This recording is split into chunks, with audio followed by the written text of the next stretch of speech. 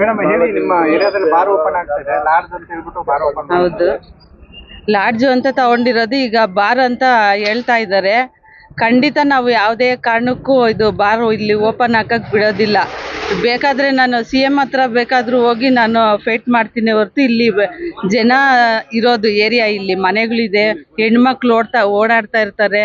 ಇಂಥ ಏರಿಯಾದಲ್ಲಿ ಬಾರ್ ಇಕ್ಕಿದ್ರೆ ತುಂಬಾ ಇದು ಅನಾನುಕೂಲ ಆಗುತ್ತೆ. ಯಾವುದೇ ಕಾರಣಕ್ಕೂ ನಾವಿಲ್ಲಿ ಬಾರ್ ಓಪನ್ ಮಾಡೋದಕ್ಕೆ ಬಿಡೋದೇ ಇಲ್ಲ ಅಂತ ಹೇಳ್ತಾ ಇದ್ದೀನಿ. ಇಷ್ಟು ವರ್ಷದಿಂದ ಬಾರ್ ಇರ್ಲಿಲ್ಲ, ಈಗ ಎಲ್ಲ ಹೌದು. ಸ್ಟಾಕ್ ಎಲ್ಲ ತಂದು ಇಟ್ಕೊಂಡಿದ್ದಾರೆ, ಕೆಲಸ ಮಾಡ್ತಿದ್ದಾರೆ, ಲೈಸೆನ್ಸ್ ಕೂಡ ಸಿಕ್ಕಿದೆ ಅಂತ.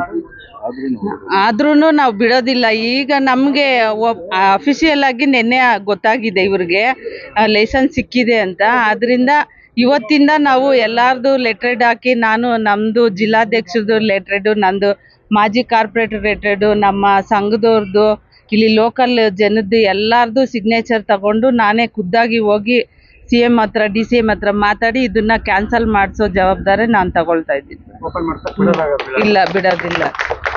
ಮೇಡಮ್ ಹೇಳಿ, ನಿಮ್ಮ ಏರಿಯಾದಲ್ಲಿ ಬಾರ್ ಓಪನ್ ಆಗ್ತಾ ಇದೆ, ಲಾಡ್ಜ್ ಅಂತ ಹೇಳ್ಬಿಟ್ಟು ಬಾರ್ ಓಪನ್ ಹೌದು, ಲಾಡ್ಜು ಅಂತ ತಗೊಂಡಿರೋದು, ಈಗ ಬಾರ್ ಅಂತ ಹೇಳ್ತಾ ಇದ್ದಾರೆ. ಖಂಡಿತ ನಾವು ಯಾವುದೇ ಕಾರಣಕ್ಕೂ ಇದು ಬಾರ್ ಇಲ್ಲಿ ಓಪನ್ ಹಾಕಕ್ ಬಿಡೋದಿಲ್ಲ. ಬೇಕಾದ್ರೆ ನಾನು CM ಹತ್ರ ಬೇಕಾದ್ರೂ ಹೋಗಿ ನಾನು ಫೈಟ್ ಮಾಡ್ತೀನಿ ಹೊರತು, ಇಲ್ಲಿ ಜನ ಇರೋದು ಏರಿಯಾ, ಇಲ್ಲಿ ಮನೆಗಳಿದೆ, ಹೆಣ್ಮಕ್ಳು ಓಡಾಡ್ತಾ ಇರ್ತಾರೆ. ಇಂಥ ಏರಿಯಾದಲ್ಲಿ ಬಾರ್ ಇಕ್ಕಿದ್ರೆ ತುಂಬಾ ಇದು ಅನಾನುಕೂಲ ಆಗುತ್ತೆ. ಯಾವುದೇ ಕಾರಣಕ್ಕೂ ನಾವಿಲ್ಲಿ ಬಾರ್ ಓಪನ್ ಮಾಡೋದಕ್ಕೆ ಬಿಡೋದೇ ಇಲ್ಲ ಅಂತ ಹೇಳ್ತಾ ಇದ್ದೀನಿ. ಇಷ್ಟು ವರ್ಷದಿಂದ ಬಾರ್ ಇರ್ಲಿಲ್ಲ, ಈಗ ಎಲ್ಲ ಹೌದು. ಸ್ಟಾಕ್ ಎಲ್ಲ ತಂದು ಇಟ್ಕೊಂಡಿದ್ದಾರೆ, ಕೆಲಸ ಮಾಡ್ತಿದ್ದಾರೆ, ಲೈಸೆನ್ಸ್ ಕೂಡ ಸಿಕ್ಕಿದೆ ಅಂತ.